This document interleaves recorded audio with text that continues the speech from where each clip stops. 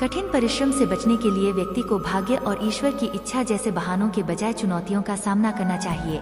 गीता में कहा गया है, कोई भी अपने कर्म से भाग नहीं सकता, कर्म का फल तो भुगतना ही पड़ता है।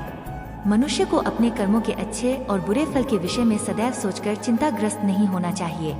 मनुष्य अपने विश्वास से निर्मित होता है, जैसा वह विश्वास करता है वैसा वह बन जाता है। जो मनुष्य प्रतिदिन खाने, सोने और आमोद प्रमोद के कार्यों में लिप्त रहता है, वह नियमित तौर पर योगाभ्यास करके समस्त क्लेशों से छुटकारा पा सकता है। जब इंसान अपने काम में आनंद खोज लेते हैं, तब वे पूर्णता प्राप्त करते हैं। श्रीमद् भागवत गीता का मुख्य उद्देश्य मानव कल्याण करना है, इसलिए प्रत्येक मनुष्य को सदैव मानव कल्याण की ओर अग्रसरित रहना चाहिए। जब भ्रमित अर्जुन कुरुक्षेत्र में सलाह के लिए अपने सारथी भगवान कृष्ण के पास गए, तो भगवान कृष्ण ने कुछ तर्कसंगत दार्शनिक अवधारणाएं बताई जो आज भी प्रासंगिक हैं। भगवत गीता एक महाकाव्य ग्रंथ है जिसमें हमारी सभी समस्याओं का उत्तर है। स्वतंत्रता आंदोलन के समय कई नेताओं के लिए प्रेरणा की पुस्तक थी। इन कुछ भगवत गीता संदेशों पर एक नजर डालें जिनका उपयोग आप अपने जीवन को सही रास्ते पर वापस लाने के लिए कर सकते हैं। जो हुआ वह अच्छा हुआ, जो हो रहा है वह अच्छा हो रहा है, जो होगा वो भी अच्छा ही होगा। माफ करना और शांत रहना सीखिए, ऐसी ताकत बन जाओगे कि पहाड़ भी रास्ता देंगे।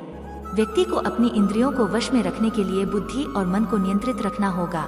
जो होने वाला है वो होकर ही रहता है और जो नहीं होने वाला वह कभी नहीं होता। ऐसा निश्चय जिनकी बुद्धि में होता है, उन्हें चिंता कभी नहीं सताती है। किसी भी व्यक्ति को ना तो समय से पहले और ना ही भाग्य से अधिक कुछ मिलता है, लेकिन उसे सदैव पाने के लिए प्रयत्नशील रहना चाहिए। इंसान हमेशा अपने भाग्य को कोसता है, यह जानते हुए भी कि भाग्य से भी ऊंचा उसका कर्म है जिसके स्वयं के हाथों में है। व्यक्ति को आत्मज्ञान के माध्यम से संदेह रूपी अज्ञानता को समाप्त करना चाहिए। मैं उन्हें ज्ञान देता हूँ जो सदा मुझसे जुड़े रहते हैं और जो मुझसे प्रेम करते हैं। सत्य कभी दावा नहीं करता कि मैं सत्य हूँ, लेकिन झूठ हमेशा दावा करता है कि सिर्फ मैं ही सत्य हूँ।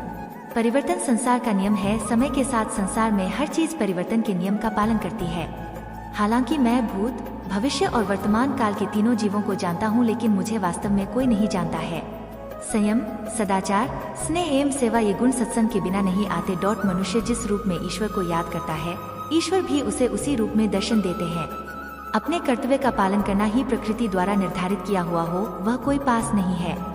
सज्जन व्यक्तियों को सदैव अच्छा व्यवहार करना चाहिए, क्योंकि इन्हीं के पद चिन्हों पर सामान्य व्यक्ति अपने रास्ते चुनता है। बुद्धिमान को अपनी चेतना को एकजुट करना चाहिए और फल के लिए इच्छा छोड़ देनी चाहिए।